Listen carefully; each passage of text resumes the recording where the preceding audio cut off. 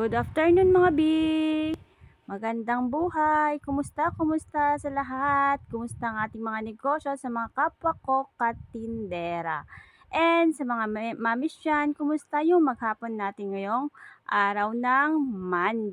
March 17. So for today's video, meron akong na-receive na parcel from Shopee. And ito yung i-unbox natin for today's video. Ang worth na binayaran ko sa Shopee is 317 pesos. Kung ano yung mga laman ng mga to, tara, samahan niyo ako at i-unbox natin yung na-receive kong parcel galing kay Shopee. Thank you kay Kuyang Rider na naghatid ng ating parcel. So, ito na nga yung mga nabili ko. Dagdag paninda na naman dito sa ating munting tindahan.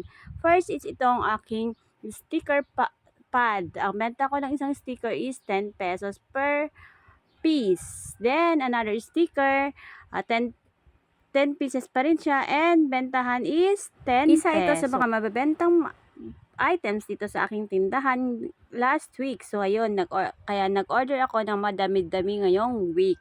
So, ito nga, yung mga sticker ko, 10 pesos bawat isa. Then, ang next item, sticker pa rin siya, pero mas malapad na siya. Ang 10 pieces, ang benta ko nito is 12 pesos.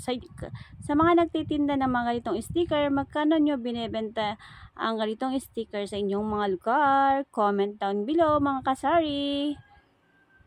The next item naman tayo, meron pa rin akong nabiling sticker. Sticker pa rin siya, pero mas malapad na. So, 10 pieces pa rin. 20 pieces tong nakuha kong ito, and ang bentahan ko nito is 17 pesos. Pwede nilang gamitin kapag sila ay may ginagawang project or ginagamit nila ito sa paggawa ng kanilang mga portfolio, pan-design. So, mabebenta yung mga ganitong sticker sa mga bata.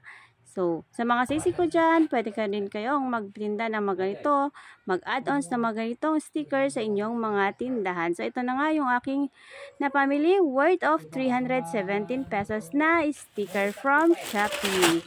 So, shout out sa aking delivery rider na naghatid ng aking parcel kasi nga no need na akong lumabas para bumili ng ganitong mga paninda para sa aking tindahan. So, yun muna guys. Happy selling!